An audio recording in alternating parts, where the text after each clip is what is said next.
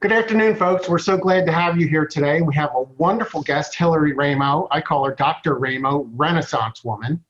And you'll see that in a minute from her bio. I'm really excited to be interviewing her today and have her here today. I've actually worked and studied with her for over 10 years. In fact, I came across a reading she had written the other day, or notes from a reading about 10 years ago, where she said, I was fat and lazy, need to get off the couch and exercise and drink water. So 2 years later, I went down to the local martial arts studio where I did exactly that. And I'm on my 3rd degree black belt working on my 4th. So thank you for that. And let's do a little bit of a bio on Hillary because it's really kind of interesting. And it speaks to her broad dynamic abilities to function in so many areas. And I think overall, you might consider her a healer, an artist, and a futurist. But all these things intertwine. So let me get through some of the details for you. As a painter and photographer, Hillary never sees the world the same way twice. Her work has been shown in Albany Center Gallery, Spring Street Gallery, Saratoga Springs, Yaddo exhibit, Taking Flight, I love Yaddo, curated by Tristan Kervin, and is regularly featured in the traveling exhibits of the Schenectady Photographic Society. One of my favorite uncles was from Schenectady. Recently, Hillary's work was presented at the Salmagunde, how did I do, Club in Manhattan in the 2019 non-members photography open. Okay, folks, that is Manhattan, as in the Big Apple, as in the United States, as in the capital of the world. That's pretty good stuff. Hillary earned an honorable mention award of the 2018 Fence Select exhibit hosted by the Art Center of the Capital Region in Troy. That's kind of in upstate New York. I don't know if you consider that upstate or not. She credits her art residency at Atelier de la Rosa in Montcabrier, France. How'd I do? Good. Thank you. For opening her artistic eye and changing how she seeks power and beauty in her images, and that she does. A multi-medium artist, Hillary hopes to instill a purpose to her images, whether they be paintings or photographs. Hillary has also participated in multiple group and solo exhibits. Now, she's also a writer and author of 3 books as a start, and her articles have been published in popular online magazines such as Savannah East, as well as Rebel Society. She writes a regular art column in Healing Springs Journey. Notice I mentioned healing earlier, so keep that in mind. And her books are available in paperback on ebook on Amazon, Amazon UK, Barnes & Noble, and Lulu. Her wise wordsmithing can also be found in Yvonne Perry's best-selling book, best-selling book, I'll get this right. Whose stuff is this? Finding freedom from the thoughts, feelings, and energy of those around you. Oracle of Initiation by Melissa Lucia, and Kids Who See Ghosts by best-selling author Dr. Karen Good. As a radio host, most recently, Hillary was a strong and powerful voice on KCAA, an NBC News Radio affiliate station in Southern California and Los Angeles areas. Her show was heard Tuesdays at 9 to 10 a.m. LA Pacific time, as well as streaming online worldwide and on iHeartRadio. She began her radio career in 2005 on WVKZ 1240 AM. Does anybody remember AM radio? I certainly do. I loved it. But every time you went under a bridge, it disappeared. She's had guest hosts help produce short runs and other networks, including World Puja Network, BBS Radio, and Capricorn Radio. In 2016, more recently, Hillary was writing a book proposal for the prestigious Cambridge University 9 Dots Prize. Okay, folks, Cambridge University, as in England, as in like one of the best schools on the planet. Are you picking up on the pattern here? Renaissance woman, I want you to keep that in mind. That means no question is off limits. She included interviews with Chad Marlowe, the head of counsel for the ACLU for data privacy. Wow, that is a big thing. Mark Watney, NDFU president on corporate farming, and a number of others. Hillary is currently president of the Bethlehem Art Association in Del Mar, New York. With a background in business and healing arts, Hillary weaves her intuitive magic in all she does. And folks, this is a really, really important thing, is that her skill in business. It's great to be a light worker, and many of us are. I'm sure every person tuning in is. But to have that extra skill set to increase your footprint is a remarkable talent that not a lot of us have. So let's finish up. After 13 years in alternative radio media, publishing 3 books, numerous articles, and interviews later, here I am. She is with a unique perspective on world events. Her time as a radio host has also brought her many experiences in many ways, and we're going to kind of get some of those experiences out of her today. So Hillary, welcome. Well, what an introduction. Thank you so much, Christopher. It reminds me I need to refine my bio down a little bit. Or increase mine, I'm not sure. So before we get started, just tell us, with all this COVID-19 stuff going on today, how are you in your social distancing, your personal space? You live outside a very small town in upstate New York, which is probably a good plan for this time. Well, my home is my studio and my office. So I have been working out of my home for a few years now. And so nothing much has changed for me as far as production goes. However, what has changed is I don't feel like I'm missing out on the world anymore. I feel like we're all taking a reset and a breather and taking a break to reevaluate what we want, where we're at. And it's such a refreshing pause. Don't you think? I feel really good about it. I know we're all struggling. I know things are changing on really big, real scales. However, everyone that I have talked to so far has commented on how much they needed a break anyway. The go, go, go of American life has caused some unnecessary anti-human traits, I call them, because we're not really made for constant go, go, go. We're made to be and just exhale at times, and keeping that balance is really important right now. So I think what we're learning is where our strengths and weaknesses are, and how to take those strengths and weaknesses and work with them so that we come out on the other side of this better, whatever that means for each person. And I'm hopeful that we will all go through some kind of transmutation in the process of that. And all of it, and I've always said this in my work, is all for the betterment of our evolution. Yes. And consciousness is one of those things where it doesn't follow the 9 to 5, right? Right. So it happens to us all the time, and we have to remember that half our lives we're sleeping and dreaming. So how have our dreams changed? I think we're going to talk about that later today. Yes, we are. I'm doing okay. I'm trying my best to keep myself and my family healthy, but I've always been doing that anyway. So I'm more mindful of routine and getting up and being creative in this time and making sure that we put it to good use. That's wonderful. I can agree with you fully. Both my wife and I work from home. I have for 15 or so years. She has for about 5. So our routine doesn't change much. And even though we live in a subdivision in suburban Atlanta, our property's a little bit of an odd shape. So we're back in the woods and we're just nestled with one other house. So we can go outside and sit in nature and just enjoy things. Now, kind of the downside to that is I do have quite a bit of yard work that I was kind of hoping at this time in life I wouldn't have so much of, but it keeps me active. It's interesting. I work with a lot of folks in corporate America, and I often say to them, just right out the gate, that one of the most important things you can do is absolutely nothing. And they look at me and they don't quite get it. And now a lot of those folks are having great difficulties doing absolutely nothing. Generally, when somebody works from home, they find that they're more efficient after the first couple of days of figuring things out. Maybe they have kids, maybe they don't have kids, but they're awfully bored and they just don't know how to calm their mind or sit quietly. So they're, interestingly enough, at times a little bit more anxious than they were when they were working. And I wonder if perhaps that when they're working, their minds are so distracted into another reality that they're not really seeing what the rest of us may see?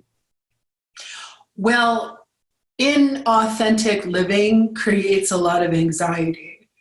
And we think 9 to 5, corporate go, go, go is what we're supposed to be doing. Most of us. Yes. Most of us are doing that. Most of us have jobs that we work Monday through Friday, 9 to 5, and we work around that for everything else, and we don't have time to research or read or be. And when you tell a corporate executive that the best thing they can do is nothing, they will stare at you and glaze over and just not really sure what they're talking about. Why are they talking to you again? Right, exactly right. So let's think about it this way. Maybe, just maybe, we weren't meant to work a 9 to 5 schedule, and maybe, just maybe, we haven't always done that. So we have to consider the long term of the human timeline, and we have to go back, way back, when we lived in little groups, and we would move around as a community, and we were more invested in each other's well-beings, versus today, when most people don't even know their own neighbors in their neighborhood. Okay? I have met more of my neighbors in the last 2 weeks than I have in the last 15 years. You were so right on. Isn't that amazing? Honest to God. I believe it. I have been in my home now for about 4 years, and I have never seen my neighbors outside. And for the past week or so, I've seen more people outside of my neighborhood than I have ever since I moved. And is that springtime coming out? Maybe, but I think it's more that people are home and they're reprioritizing and they're realizing what's really important, and they're just transmuting an inauthentic energy. I'm not saying that working 9 to 5 is a bad thing, but I'm saying it goes against the cycles that we're built to incorporate into ourselves. Yes. We have to remember that we are much more than just a producer for somebody who owns a company and you have a quota to make and all of that. So that said, doing nothing is really hard for people who have been hardwired into doing just that, right? So we look at what we've built up until this point, and now we're reassessing. And we're taking a look at what we have manifested or not manifested, and we're looking at our goals and our visions and where our strengths and our weaknesses are. So if you identify a weakness in yourself or your business or something that's going on in your life, well, that's great, because you can't change anything until you see it, right? When you see it, then you've acknowledged it, and it comes out of the subconscious mind into the forefront of the conscious mind, and then you can start to work your magic on it. And weaknesses are nothing really more than just weak parts of ourselves that need to be strengthened. And as we strengthen them and we put energy and light and love and attention into that, we become stronger. There is no way around it. You could become stronger when you realize where your weaknesses are. Right. So if you exercise that, you definitely will become stronger. So your point of view is weakness is not something that's missing from us. We're not broken or bad. It's just something we haven't exercised enough or practiced enough to improve upon. It's like exercising. Absolutely. So if you have a muscle that's weak, you haven't worked it in too much time, you know that practice and doing it over and over and over again will strengthen that muscle and you'll be in better shape. So we have the same concept applied to things that aren't so physical, things that are more emotional perhaps, or spiritual or intellectual, right? So if your constant thinking, your inner speak, is telling you things that are bad for you, we may not notice it because we're go, go, go, busy, busy, busy, busy, busy, busy all the time, right? Got it. Well, I won't deal with that. I'll look at that later. But right now, because everything is so paused and the world has come to a standstill, we have a lot more time on our hands. Time is a very interesting concept. If some spiritual concepts say time is irrelevant, but I tend to be of the belief that the body's relevant and time is relevant, because we work so much along the lines of time that we are constantly aware of it. So if anybody with a schedule knows that time is something they have to manage, it's something that they have to pay attention to, it's something that they have to work with. Somebody that sits home, maybe doesn't have such an active work life, they're retired. Well, they have more time on their hands, right? Well, maybe not. They have the same amount of time that anybody else is working in, right? It's simply in how they decide to use moment to moment in their daily living. So if you are retired and you don't have a job to go to, well, that's great. What do you love to do? What are your passions? What are your hobbies? What do you hope for? Do you need to write a book? Is it something that is on your periphery? Are you thinking about spending more time with your grandchildren or your children? I mean, it really depends. Everything is relevant. Everything is important. That's how I see it. So thank you. Our topic today is COVID-19. Is it a speed bump, fork in the road, or is it something much, much bigger? And I kind of look at things from an individual standpoint, a societal standpoint, and a government standpoint, but not government at the politics level, something, not quite exopolitics, but something at a much higher level. And in spiritual teachings, they often tell us that every challenge is an opportunity. And are the challenges the same for these three parts of society or parts of us? Do you see that? Do you see them different? Do you see positive coming out of this? Do you see not positive coming out of this? What's coming in from higher realms for you? Well, what's coming in from higher realms is that we need to pay attention. We need to really pay attention to what's happening. And most people think that means turn the TV on or their stream of information, wherever they get their information from, and listen to what the latest updates are. I'm not talking about that.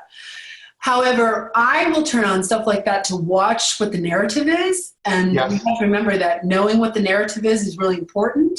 It is. And being that I come from a broadcasting background since 2005, one of the things I've always done over my career is to watch the trends, whether it's tech or whether it's government or whether it's personal development, whatever the trends are, I watch to see what is being sold as a narrative. So watching mainstream media for me right now is really interesting because one of the things I predicted and talked about a few years back was that information was going to start being reined in, censored, but not just censored, reined in, where you just had fewer and fewer avenues of finding information or perspective.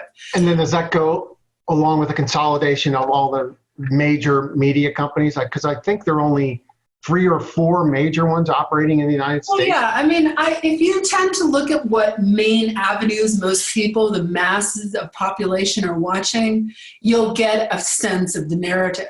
As a content creator, one of the things I was doing was pushing out alternative information, alternative meaning not mainstream, out so that people could make up their own minds. And for a decade or so, we had a really wild, wild west with the internet, and we were able to put stuff up on YouTube, put things out, much like what the Russians were accused of doing for the 2016 elections, is in which we've done with many other elections throughout the world. Yeah, misusing platforms in a sense to get a perspective or information out.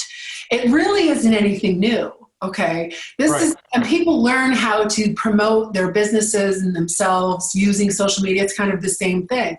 You're going to put out whatever content you want to put out, whether it's your opinion, whether it's your work or your offerings, whatever it is that you decide to put on social media is a put out. It's an output. So you're putting out something, and each of our Facebook walls are like audiences.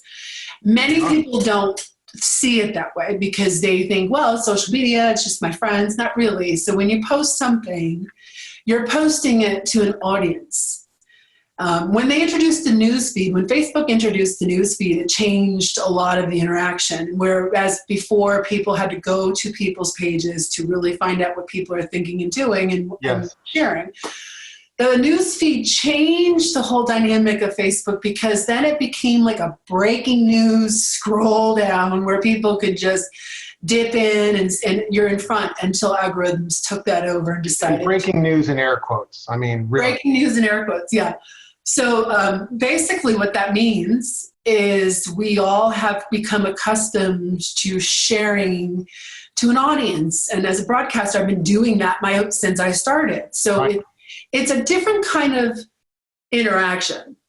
I think you would agree with this. When you're talking to an audience, you're talking to all of them and you're saying things that are relevant or provocative or going to cause some kind of reaction. Right. When you're just talking to another person, you're in a more of an intimate space and it's just between the two of you, right? Yes. Okay. Like So, conversation often creates connection, which creates intimacy.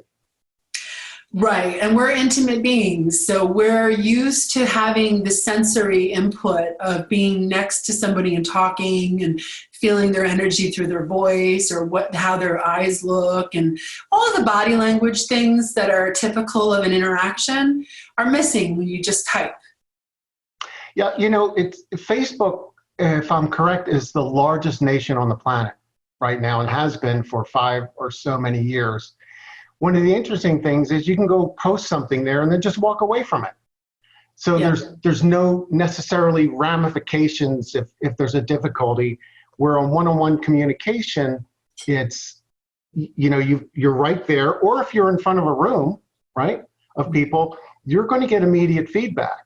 Most people don't know the delay's about 3 seconds, but it does come back to you. I had an interesting time in my life a number of years ago where I had gotten so fed up with news that I stopped watching television completely. And I did it for a year. I've been interested in politics throughout my life, and I've worked on some campaigns I don't view any one point of view as this is the point of view and life has to be this way. Well, what I noticed after a while is people would come into work. Let's say you, Hillary, and I worked in the same workspace, and you were a party A and I was a party B. And you'd come in, and because of whatever you watched on CNN or Fox or whatever it was the night before, that was your position. And you would defend your position by saying, oh, yes, but ABC. So in effect, Chase, you're wrong. Well, a couple of times the news organizations would come out the following night and say, oh, we were wrong. It was really this, that, and the next thing. Well, the next morning you would come in and then I'd attack you because now the facts had changed. Where the reality was, neither of us knew what the facts were. We just thought we did. Do you see that happening with the news feeds and Absolutely constant? Because, even if you look between CNN and Fox, which has this big war going on, I don't know that the message is all that different. Well, I think it's also purposefully instigated so that we can be distracted with what's really going on. So, yes, bingo, right? And what's really going on is who's watching the legislation hearings? Who's watching what's really going on? I am. I have a habit of watching C-SPAN now because C-SPAN airs the congressional hearings. Yes, yes. And I find that if I watch that myself or record it and watch it later, because some of them are relatively long, that I find out better and more detailed information than if I depend on CNN's homepage or if I go to my news feed on social media. I mean, we have become creatures of habit where we share news and we share articles and we say, hey, look at this, hey, look at this, hey, look, it's all, hey, look at this, hey, look at this. However, some of it is sensationalized, it's very biased, the headlines are clickbait, you don't know, the article could mean nothing like what the headline says. So you have to become educated in information itself and how you source things. I've been accused of being journalistic in my work. And what does that mean? Well, it just means I'm a journalist to some people and not necessarily registered as a journalist, but my work can be journalistic. Okay. And people want to know where my sources are coming from and where I get this and that. And usually I have it all and I can send it to everybody. But the fake news movement that started about the time Donald Trump came into office hadn't really started then. It had actually started years before. But we weren't so aware of it because the sensationalism around the fake news serves an agenda. Think about the agenda that fake news and the label of fake news causes. What it causes is immediate discredit. Yes. doubt. Yes. People will dismiss something right away because it's been labeled fake news or false.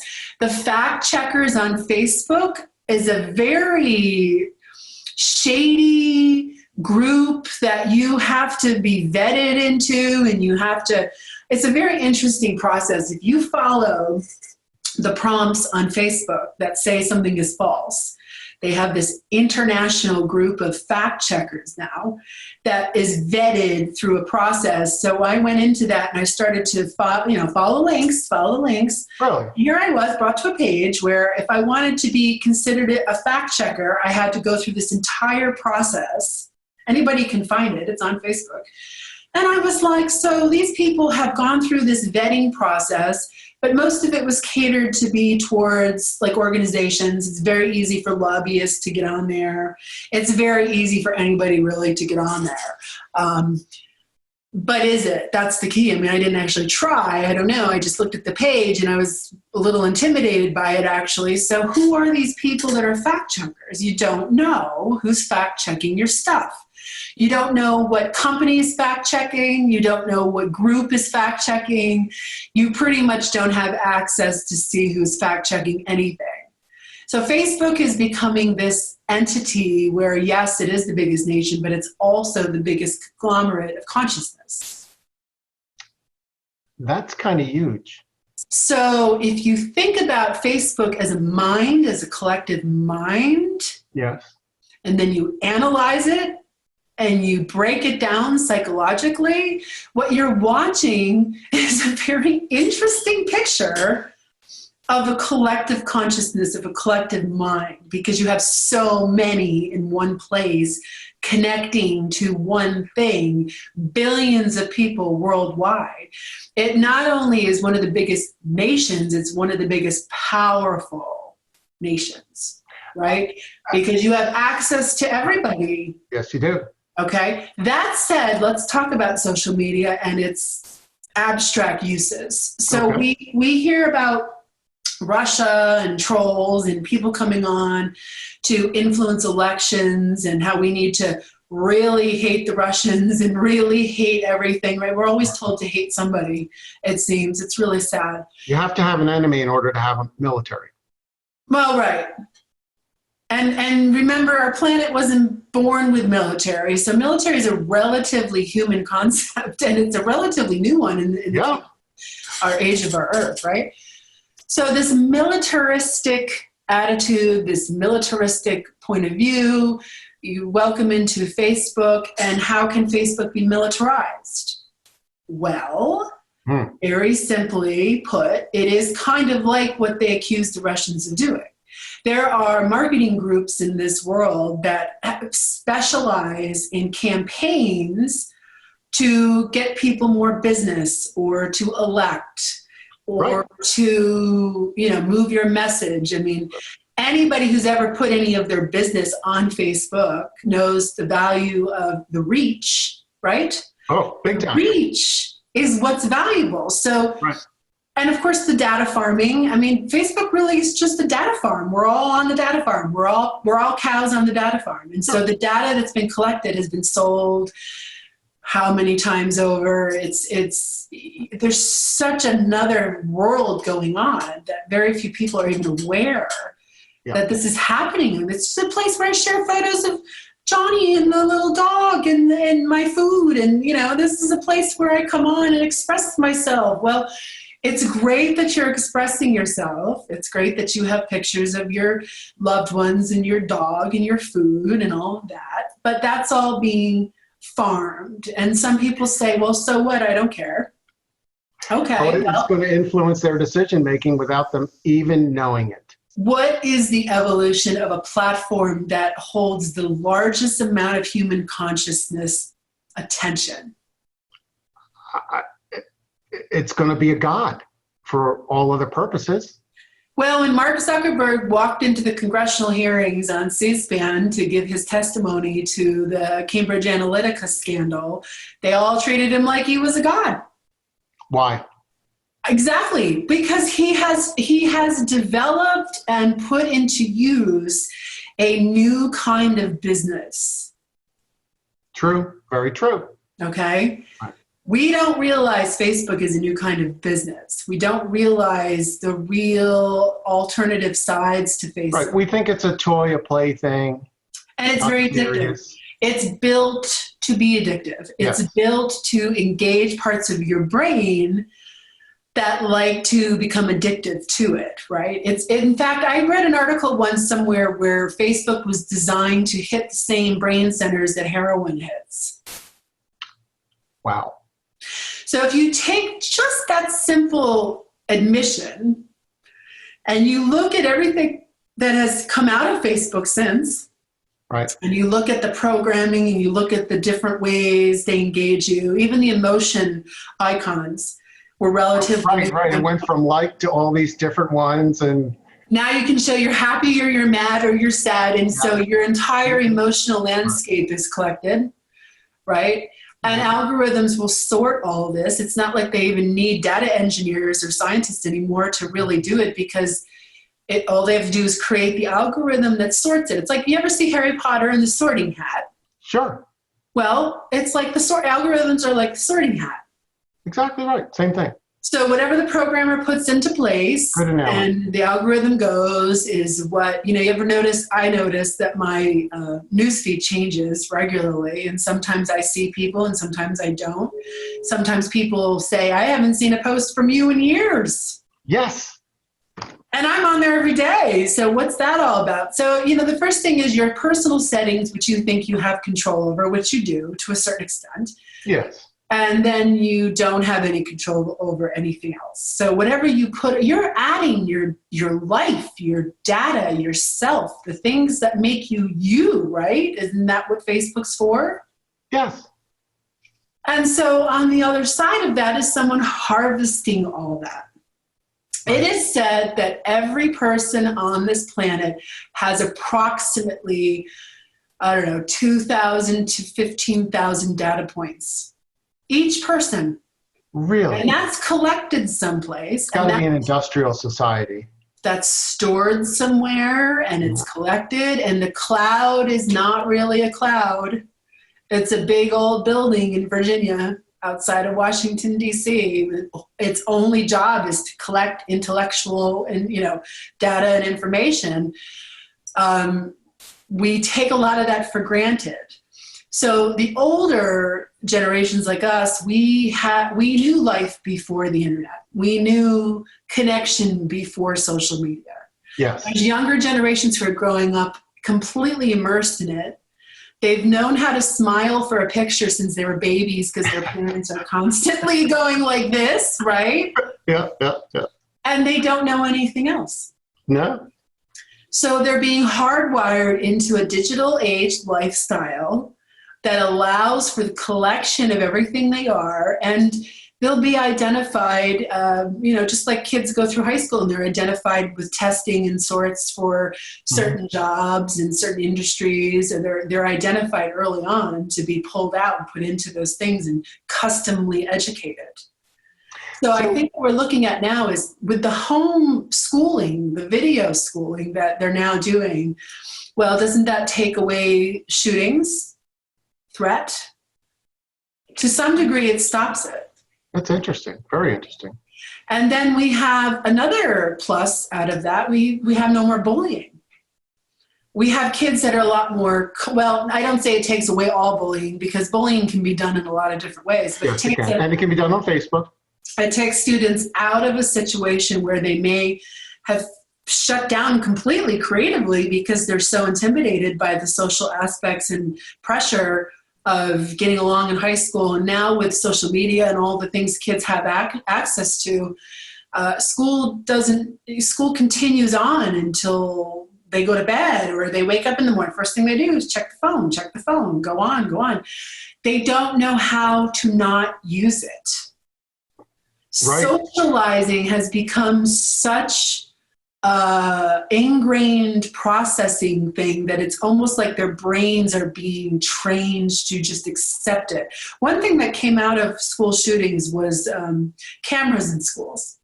Okay. Before, they didn't have cameras in schools. Right. Well, they might have had it in certain areas, but they didn't have them the way they have them now. Entrances or something, yeah. Yep. And so cameras became the norm. You're on camera. Facial recognition technology has the ability to catalog every single face, just like in China. I've been talking about this for a few years now. The social credit score system set up in China is something to be watching because it is so invasive. The technology is so invasive. Hillary, what is that? I'm not familiar with that. The social credit score? Right. Oh, well, if you Google China's social credit score, you'll find a wealth of information on it. But what it is in a nutshell is each citizen has like a credit score that we have here. You have a credit score if you pay your bills good and you do everything on time, you have a score, you can go buy a house. Yep, I get that. Yep. Well, social credit score is how do other people rate you? What could possibly go wrong with that, right? So how do other people, so you can rate other people. It's like an episode of Black Mirror. Black Mirror did an interesting show on this, and it was quite right on. But it's the ability for citizens to rate each other, for workforces to be rated by their employees. So your social credit score determines your ability to travel by plane. You can't get on a plane with a bad social credit score. You can't buy property with a bad social credit score. You're considered a pariah of society. It is a form of systematic social shaming that creates... And economic shaming. That's right. So the first thing that will pop up is your whole makeup, what is your social credit score, your digital health records, what kind of diseases do you have, what medications are you on. The Chinese have taken facial recognition technology and taken it to such a level that it's almost like complete government invasion into everything that you are. The West is built on a different ideology. It's built on freedom of speech. It's built on having freedom to move around and privacy, but privacy is becoming such a rare thing these days that pretty soon it'll just be wiped out and you just don't expect anything to be private anymore. What we're doing here is we're changing our technology to include a lot of similar aspects that have happened in the East. And I've been very loud and vocal about bringing it to people's attention because I feel like it is such an invasion. They don't have the right to do it, let alone without our consent. But what's happened through this whole I hate Donald Trump era is that people have been so consumed with their hatred of one person. Right. That they have allowed the distraction to become so big that they don't even realize what laws are passing over here. Well, we're looking over here. Laws are passing over here, and we're not even paying attention. And if we were paying attention, we probably wouldn't like it very much. I'm full on board with you. I believe, and I've said for years, although I'm sure you were the first, is that most of the things we see on TV that are considered problems, particularly in politics or government, there's such little thing compared to what's really going on. It distracts us into thinking that we're actually making a difference. I can remember Tom Hartman. He wrote a number of the corporate hitmen books, and in it he talked about, I think it was Tom Hartman, he talks about when we overthrew the president of Honduras in a rigged election. And I don't remember. Was that John Perkins? Tom Perkins? Okay. John Perkins. John Perkins, thank you. I interviewed him, that's why. Okay, cool. So, believe it or not, about a year, maybe less than that, the new president of Honduras, who was put in with an election coup by the United States, comes to Atlanta. And he goes to eat at a Mexican restaurant right outside the office where my wife worked. And she and her friends happened to be going to that restaurant, and the security people very nicely, without authority, they said, we'd appreciate it if you'd hold for a few minutes. And it was he and his wife and I think a son and a daughter.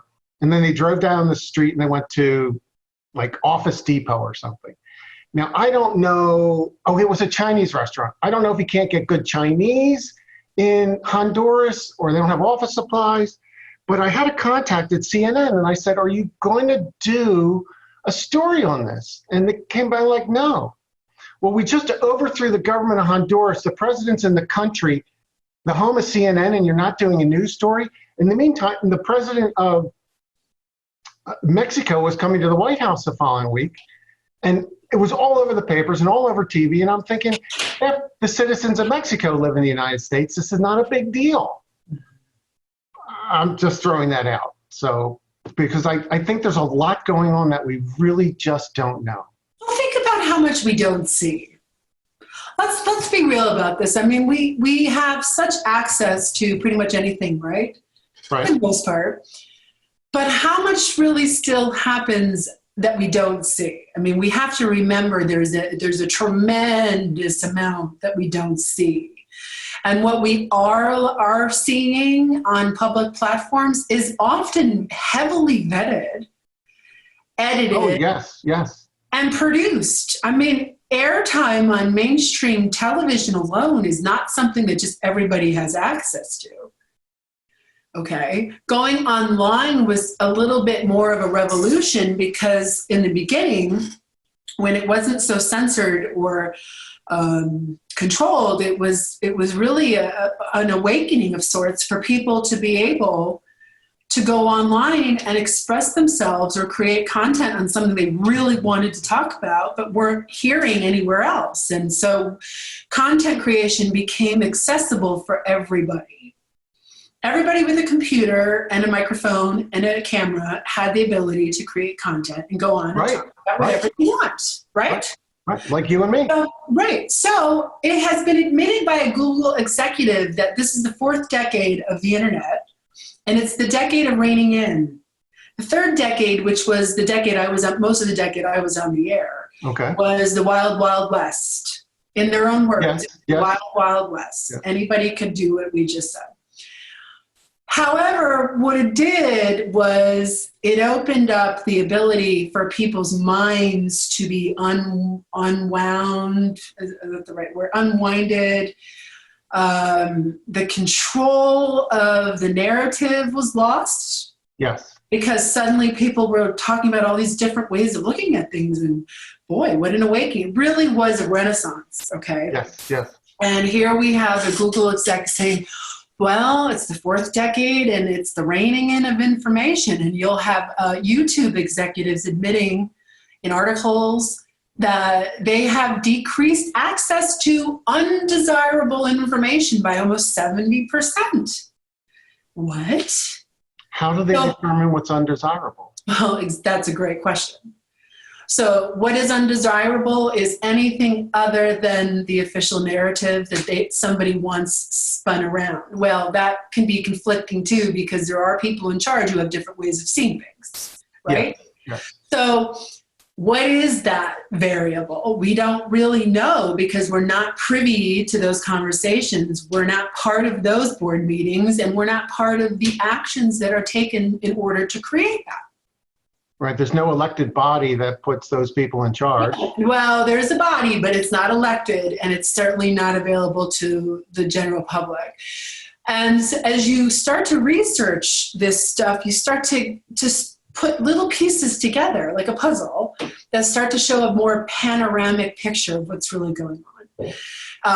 My YouTube channel started getting flagged about 2010, 2011, when I was doing a lot of information on like aliens and UFOs and having some whistleblowers come on. Okay, so what do you mean by flagged? What exactly did that look like? Well, they would flag my videos and say it's not available for monetization. So they would take away the monetization on certain videos, often with no explanation at all. Right. And so you had to be very careful in the beginning, and you still do with copyright issues. So if you had a graphic on your video still that it was a logo or somebody else, you could get flagged for copyright issues. So the big fear was you had to be very careful with copyright flags, because you only get so many of those before they shut down your channel. So as an original content creator, I wasn't flagged so much for copywriting because I had my own show. It was me in the videos with a guest, and we never used music that was up for copyright infringement at all. So I created original music scores for intros and outros. And so what really was happening was they were saying, oh, this one's not available for monetization. No explanation. I would just lose money. And so the power of being able to wield that say was never really properly explained to people like myself. And, I would go on social media and I would complain about it or shout it out and say, oh my God, this is being censored. And most of it was controversial people like David Icke or people with some 9/11 theories, things of that sort. And again, my favorite kind of people. Yeah, right. A lot of people like those shows. It was simply that these narratives, in my belief, it was simply that these narratives were not conducive to the official stories, that were being so overworked so that people would get it, because repetition builds behavior modification. Yes, it does. So COVID-19 to me feels like just a massive campaign. I'm being campaigned to believe something. I'm being campaigned again, over and over. And then you start to be campaigned by your friends and family. And isn't that the same thing with any campaign? Like if you have a presidential campaign, you have two people running and you're on one side with one and the rest of your family's on the other side with another. Well, what kind of dinner conversation does that make, right? You begin to campaign each other. Right. And people get very indignant about it. Well, that's a product of the social media society. That's a product of people being able to make a comment and walk away from it just like you started. No accountability for the interaction, no thought as to how that might be received, no care for the emotion it causes in other people. Really, it creates the opposite of a compassionate interaction with people. You just don't have it unless you're agreeing. It disconnects family members and friends. So this brings me back to, I think it was the 2004 presidential election, maybe the 2008. And the internet was coming alive and people, presidential candidates were receiving donations through the internet and people were doing whatever they were doing. And this is an honest to God true story. I was listening to NPR and this subject came up. And one of the news, so they're in, news after, you may not be old enough to remember the Watergate thing. But what happened at Watergate is up to that point, news people interviewed newsmakers. And then after that point, to have a reason to stay on TV, they just interviewed themselves, which is kind of silly. But so the one newsmaker says, well, what's happening now are people are on the internet and they're discussing with each other outside of the campaigns as to this and that and what's right and what's wrong. And he asked this other newsmaker, so what do you think the issue, or what do you think about that? He goes, well, the problem is now people are going to make up for themselves. They're going to make up their own minds as to what the important issues are in the world instead of us telling them. And I couldn't believe this person said it on NPR. But now it sounds like from what you're saying is that went away with what's now going on Facebook and YouTube, because there is a hidden message, but we view these things as open, essentially play platforms that are honest and equal. Yeah, well, it is. You're absolutely right. That's a little scary. You can't get your reach is limited to the amount of money that you have. Absolutely. It's really just there's gatekeepers in the industry that allow you in or keep you out. And usually you have to pay them. Usually there's some kind of, publicists and those things are extremely expensive for most people. Most people, they're way out of reach for most people. Yes. The ones that are worth it. And when you do pay them, you do feel the difference in support and reach and being able to be relevant to what's going on. So money is access. It begs an interesting question to say, well, those that are actually on there, well, great, you're privileged and you could afford it and you've been let in by the club that it is. And then there's others that have no idea that even exists. And they just look at the television and idolize people that are on it and listen to everything and hang on every word that they say, right? But it's not just TV, it's online more so now than ever, because people are not so much sitting in front of their television anymore as they are with their phone in their face. Right. Okay. It's becoming such a habit, I believe, that it's been designed that way. Okay. Everybody's got their phone, which is now like a personal computer. Right. You got access to your email, your photos, your articles, your work, whatever. And I believe we've lost track of our humanity in a sense in this way. And some people will argue with me that this is just innovation and it's progress and get over it and you're outdated in that thinking. Sure. But there are other people that say, oh my God, I remember when I didn't even have a cell phone and my life was great and I had much less stress and I didn't have to take calls on like a on-call basis for the most meaningless things sometimes. Yep. And I think this pandemic is, I don't know, I have mixed feelings about it, Christopher. I really think that we are looking at an interesting thing happening because this to me feels more like behavior modification than anything else. I absolutely agree. It's impossible not to get into politics, but there are two major political parties that are the only ones that get on TV. And if you have enough money, then you get into the debate. There's no evaluation of ideas, but it's not possible that that you have all the answers or I have all the answers. I took meditation teacher training from a lady named Sarah McLean. And one of the most important things I learned from her is, and I'll admit this, it's a little embarrassing. This was 5-6 years ago, maybe more, but I learned that not everything I think is right. Right, yeah.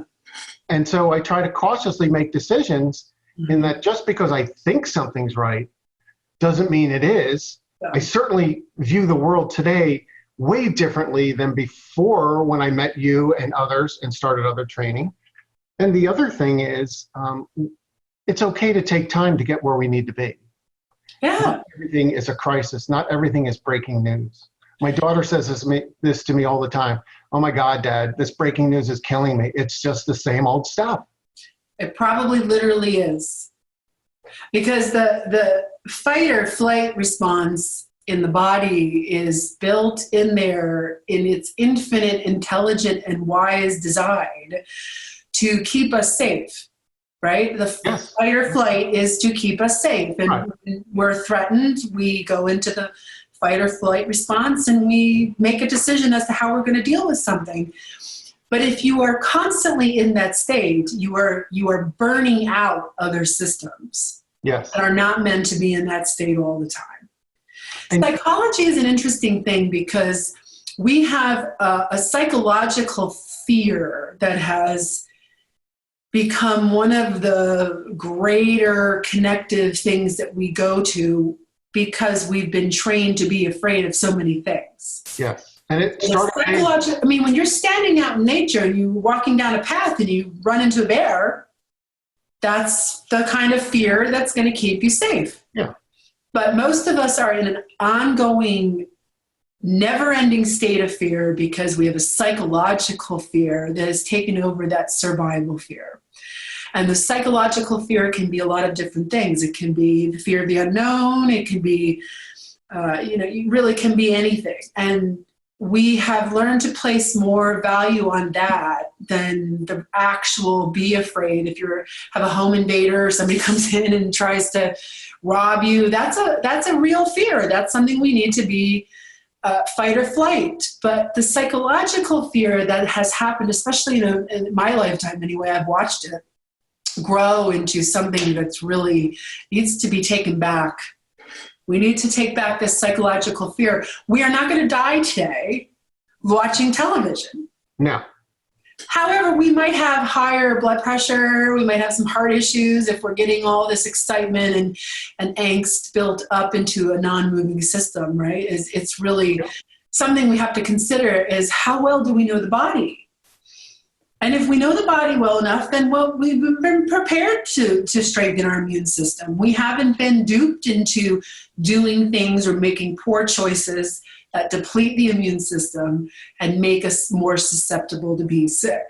So if this is a nature virus, if this is a natural virus, if this isn't a bioweapon, and this is a natural virus that has come out of nature to circulate, it really does feel a lot like the flu. A lot of people get the flu and get pneumonia. A lot of people get pneumonia from the flu and die because they have underlying health issues. Absolutely. One of the things I noticed is also the symptoms keep changing. First, we were told there was no runny nose associated with it. It was just a dry cough, and then boom, right to pneumonia. Then as time progressed, then suddenly it was, yep, you're going to have a sore throat, runny nose, a little bit of a cough, and you're either going to get over it just fine or you're going to have pneumonia and you might die. It sounds like the flu. And if we're watching really carefully, this is a really great opportunity for health data to be farmed off people, mental health including. Your phones are nothing but bugs. They're tracked bugs. Everything you do on your phone can be tracked. Now, are you bought into the theory or the belief that the cell phones themselves put off a radiation that stimulates the heroin centers? I know you made, or the pleasure centers in the brain, I know you made reference to that earlier today. Well, I don't know about actual vibrations that come from your phone to trigger those centers. It wouldn't surprise me. Okay. I mean, we're getting more and more sophisticated in our technology, right? Yep. First phones were flip and you could just dial a number, then you could take pictures, and now the digital information that's embedded in photographs that you take with your phone is profound. You don't even realize it until you upload them to something that tells you what's in the digital information from your phone. Your location, where you took the picture, what day you took the picture, when you took the picture. I mean, it's insane how much they have worked into some of these simple things.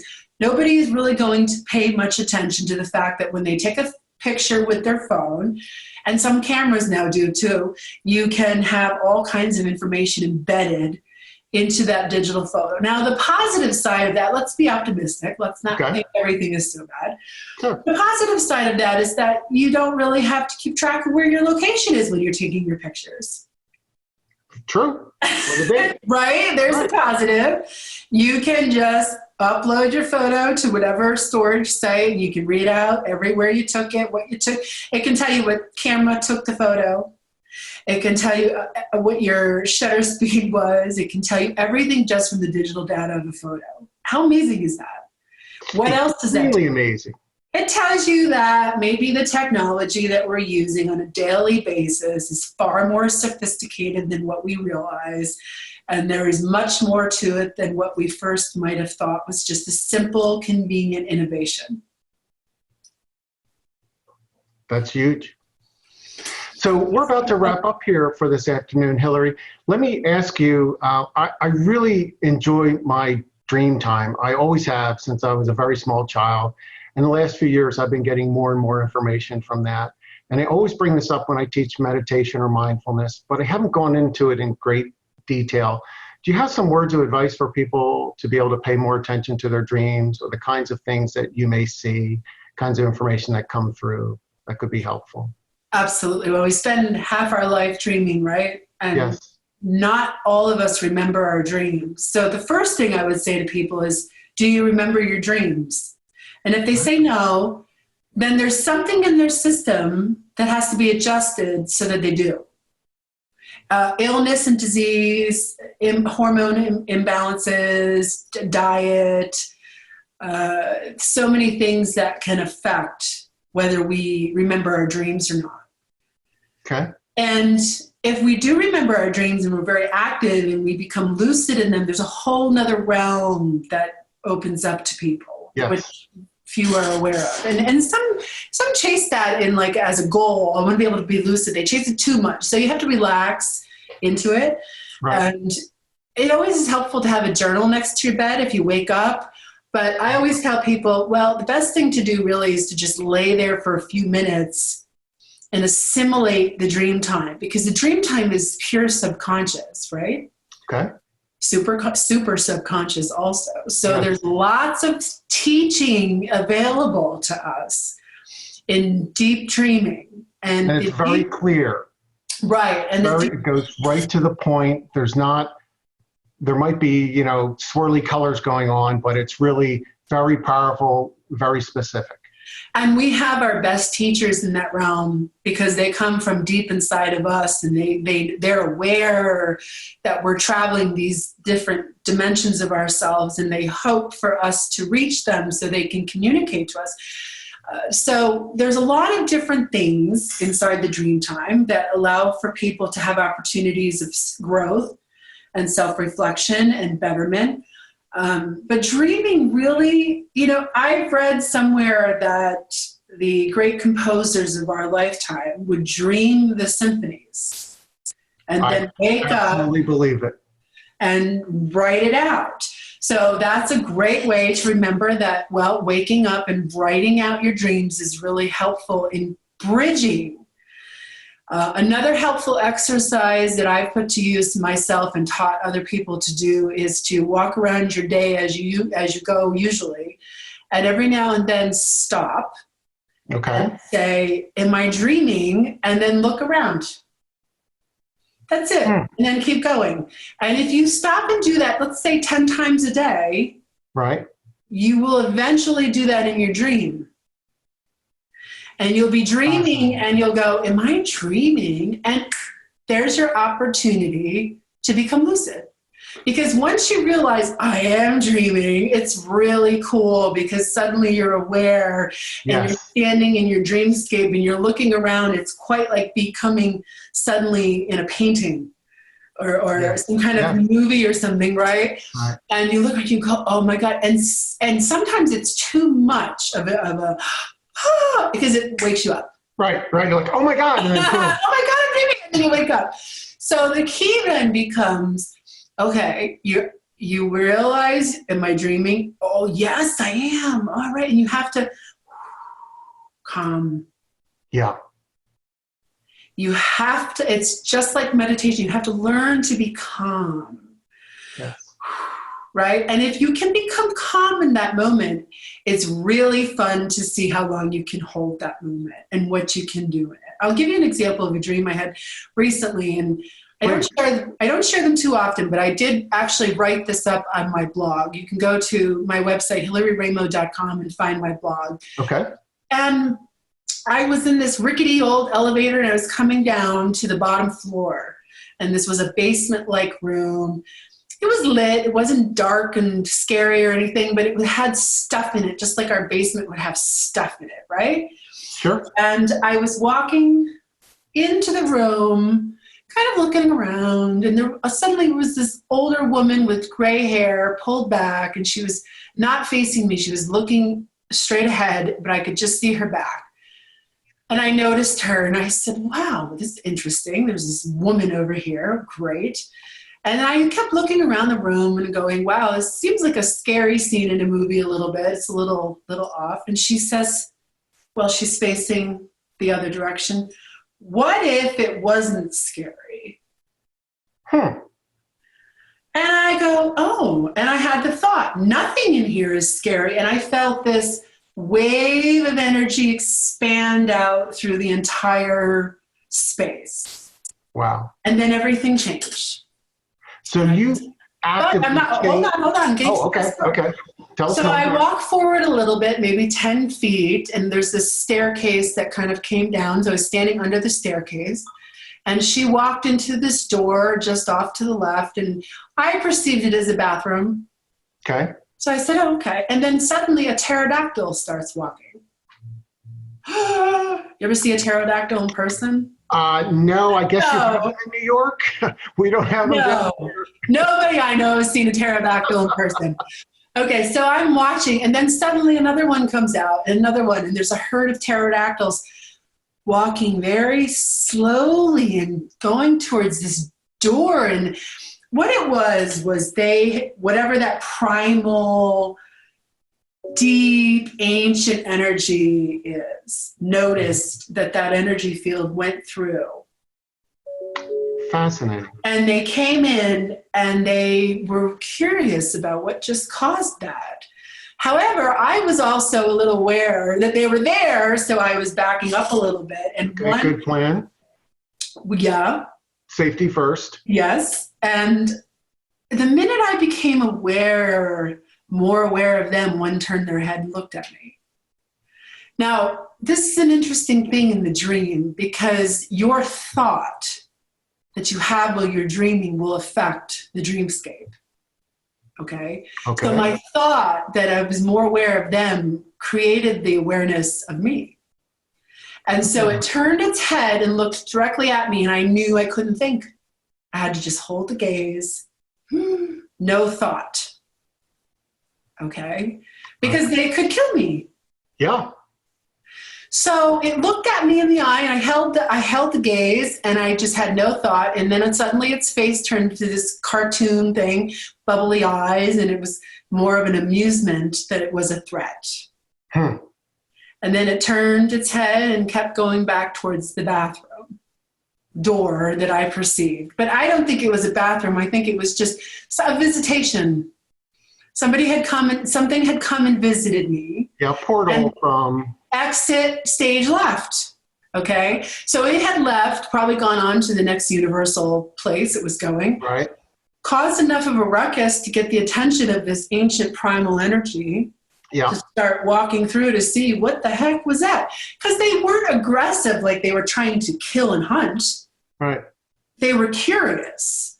But your initial reaction was to be scared, but not it was scared, like they hardly noticed you. Not scared, hesitant. Okay.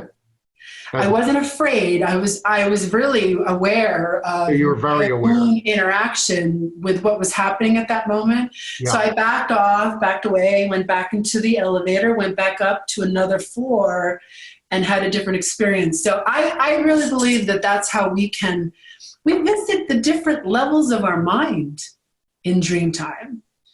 You know, shamans have talked about this forever. Shamans have talked about the power of dreaming together, pulling people into dreams, having meetings in dreams. Right. But everybody thinks what a shaman can do, they can't do. Well, that's one of the great things about dreaming. I mean, what is a shaman? A shaman is a preconceived idea of a medicine man or woman who can heal you. Yes. But a shaman in modern day terms is more about shape-shifting through different energies and situations.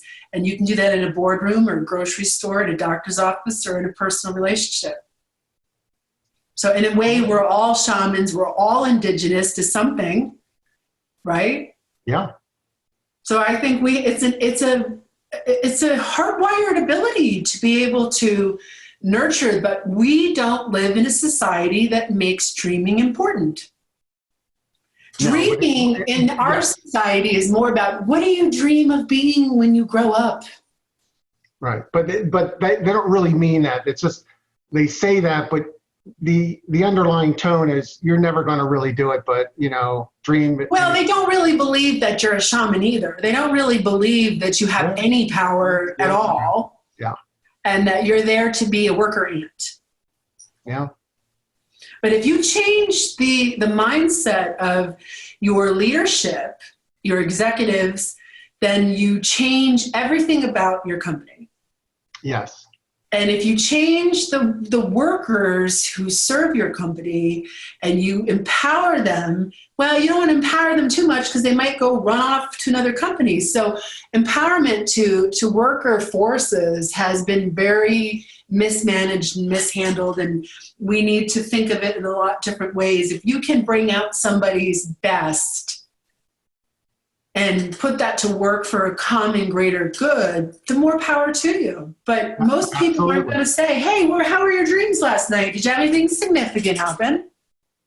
Yeah, well, maybe you need to go down to HR, if you're a little off the wall. And the other thing, Christopher, the other part of that is we have cut short the connection that's possible between two people. We have cut off connection because synchronicity is a very powerful force. Sure. And it brings people together for a reason. And because there's so much fear associated with others, that it sort of cuts off the potential. We have a barrier up.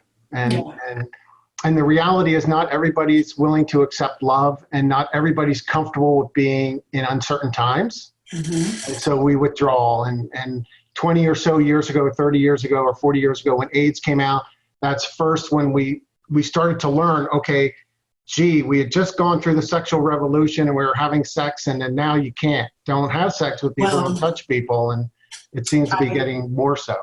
I think that was strategically planned.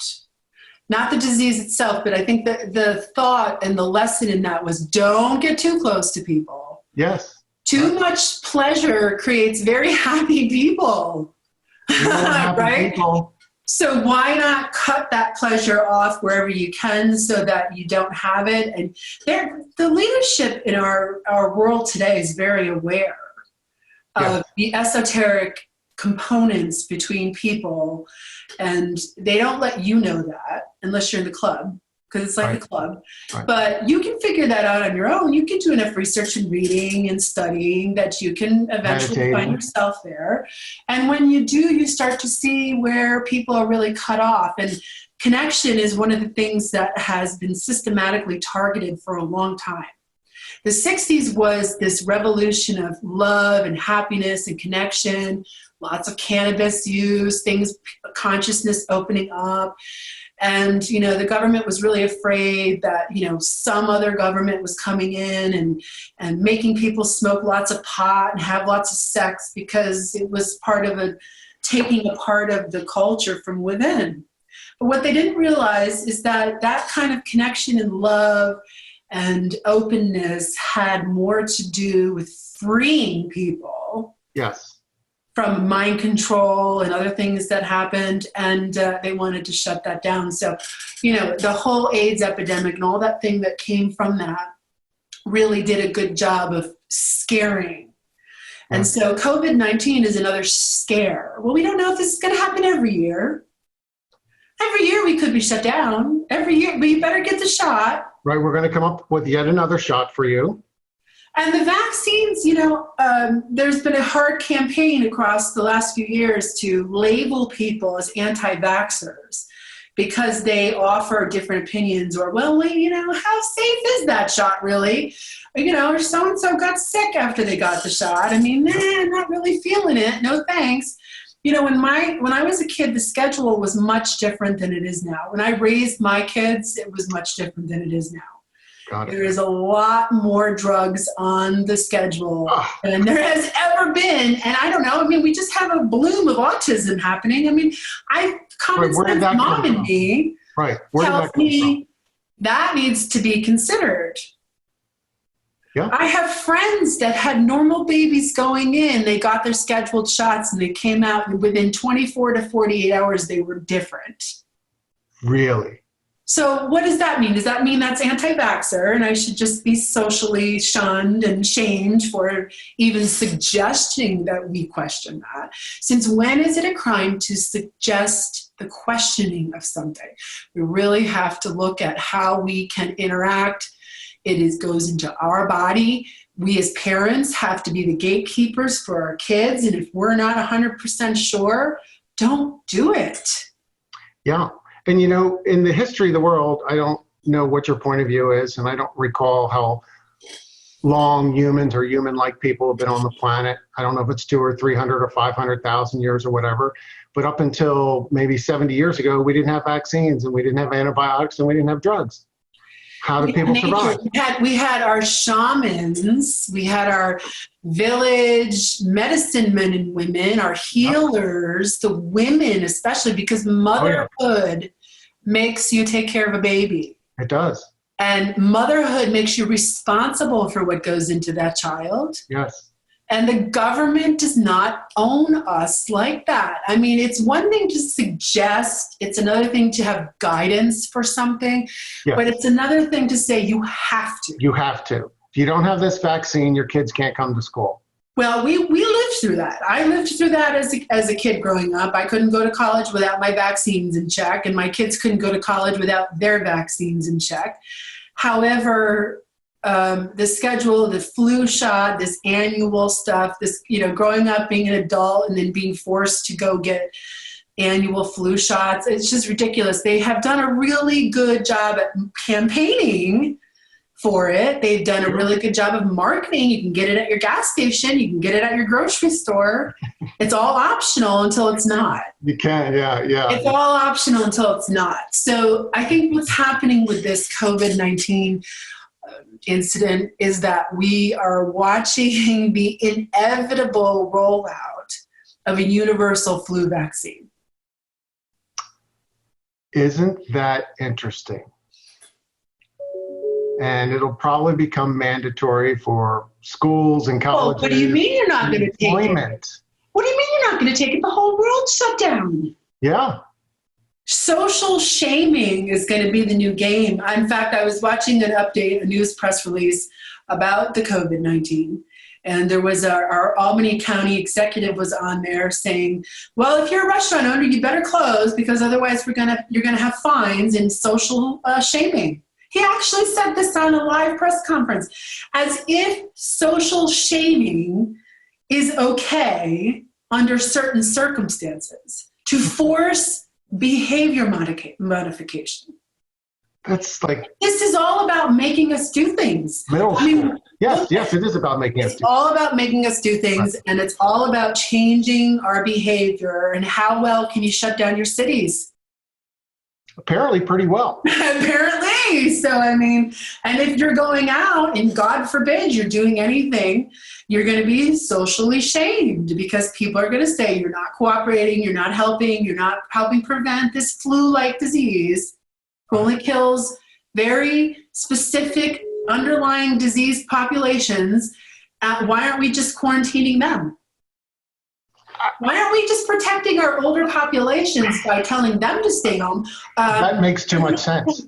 There's another country, I think it's Sweden, not 100% positive on that, but I believe it's Sweden has decided they're not going to shut anything down. They're just going to let their older at-risk populations quarantine themselves and stay away from everything else. They haven't shut down businesses. They haven't done any of it. And on the news here, it goes, well, this is one quite big experiment that they're doing, and God bless, good luck with that. And in the meantime, all the common sense in my brain is going, what? Why aren't we just doing that? I go to the grocery store and people act like everyone has cooties. Yes, we do. Don't come near my car. Remember as a little kid, don't go near that person. Oh yeah. So and cooties weren't real, but we acted like they were. Well, it's the invisible enemy and we're at war, Chris. So that's the way it is right now. So that's my thoughts on this. I really could go on for quite a bit, but I think what we're going to see is they're studying the data. There is innovative technology, brand new technology at work right now, designed by a company, it's all on my Facebook wall, that allows for the tracking of how a virus spreads. They are studying how a virus spreads, right? Okay.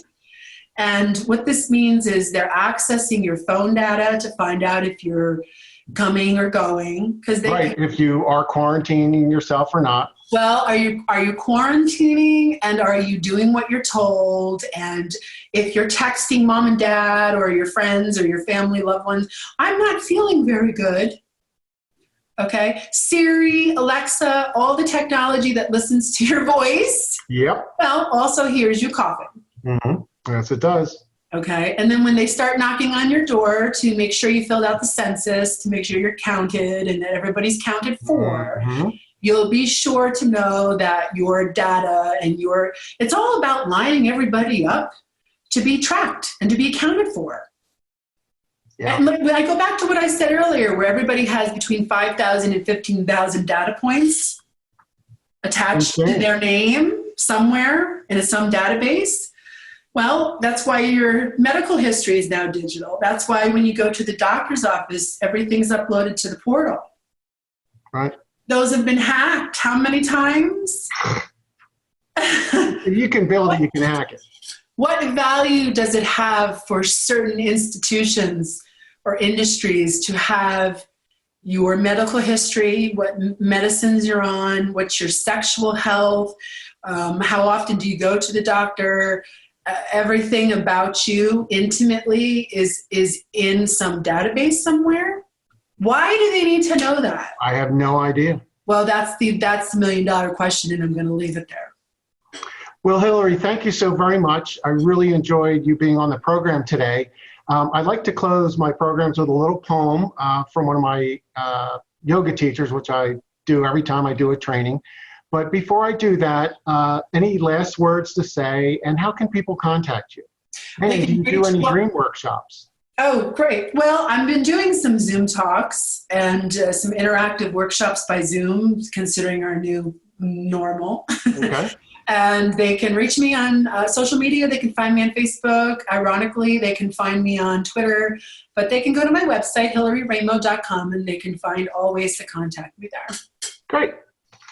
Well, I invite all our viewers who are virtual, you're listening to us on the radio, if you close your eyes and relax a little bit and take a breath. Just want to remind us all that we're connected and we're all loved and we're fine and we're safe. The air that I breathe was exhaled in ecstasy by an ancient sun. The earth I am standing on was born of cosmic fire. The blood flowing through my veins is as salty as a primordial sea, and the space permeating my body is as infinite as the stars in the sky. Above, below, to all sides and within me, the elements of the universe are engaged in their ceremony of delight, welcoming my each and every breath. This is the essence of my being, which flows through my heart and yours. The attraction between all the suns and all the galaxies is the very same attraction pulsating within me and between each of us, every one of us. We are all one. And with that, I wish everybody a good day. Thank you. Bye, everyone. Thank you.